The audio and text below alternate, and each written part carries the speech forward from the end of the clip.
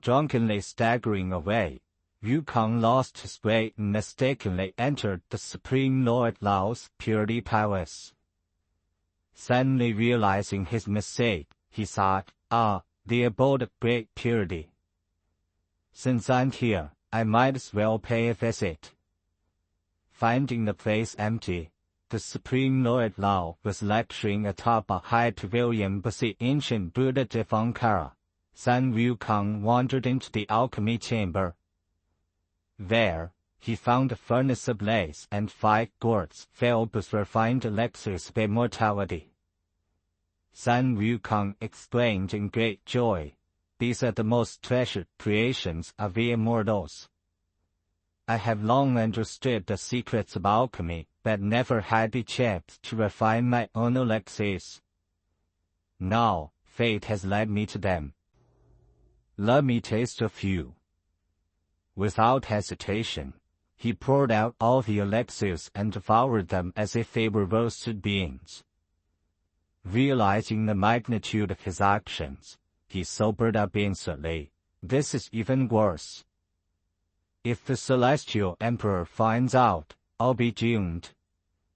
I must go.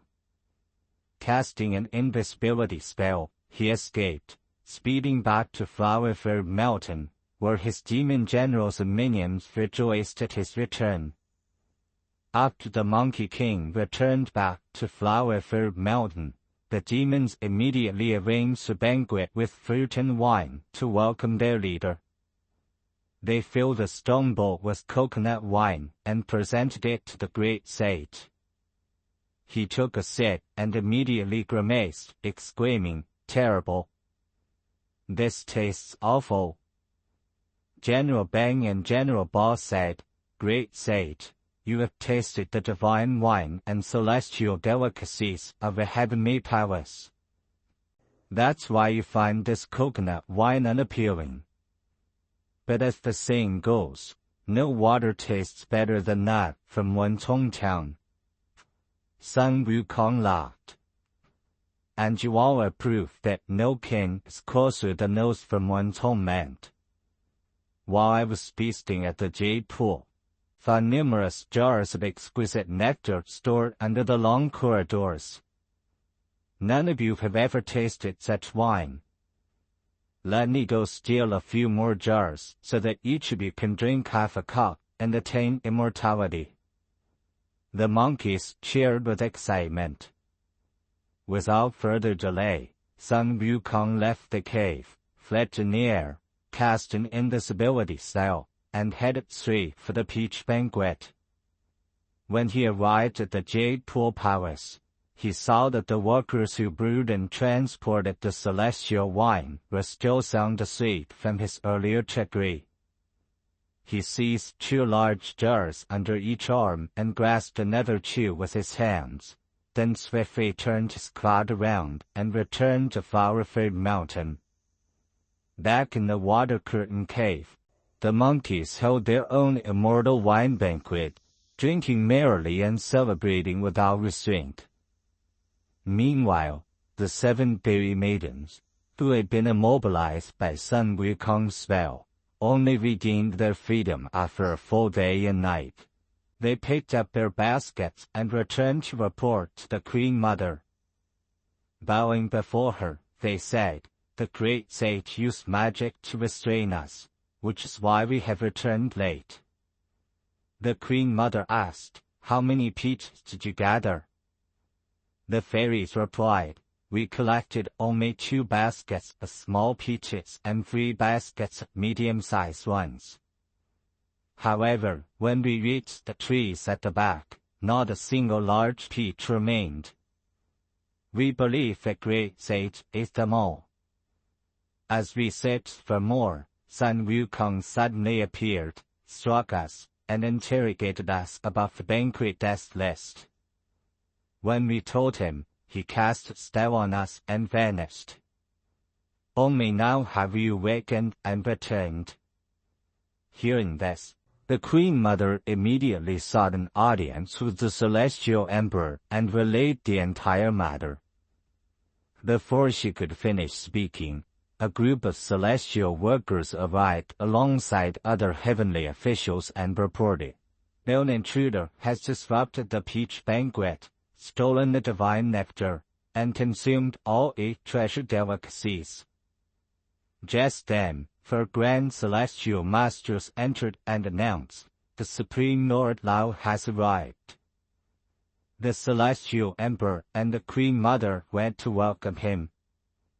After paying his respects, the Supreme Lord Lao reported, "I had been refining 9 golden pails in my palace, preparing them for your Majesty's grand elixir ceremony.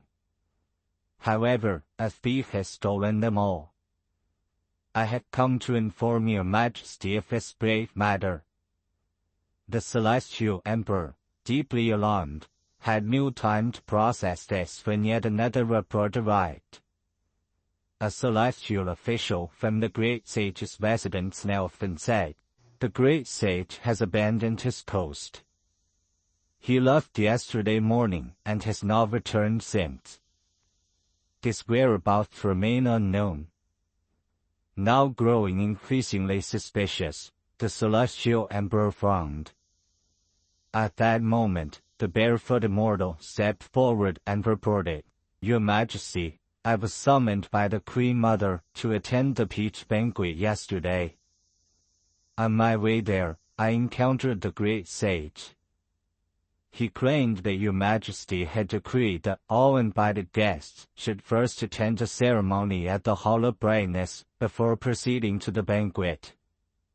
Trusting his words, I turned back toward the Hall of Brightness, only to find that there was no imperial procession there. Realizing I had been deceived, I hurried here to report this matter." The celestial emperor was now thoroughly enraged. That scoundrel dared to forge an imperial decree to deceive my ministers. Dispatch the celestial inspectors immediately to track his whereabouts. The inspectors scoured the entire heavenly court and soon returned with a report. The one who disrupted the heavenly palace was none other than the great sage of heaven. They then recounted every detail of Sun Wukong's crimes. Furious beyond measure, the celestial emperor commanded, "Summon the 4 heavenly kings, along with Li Jing and Nezha.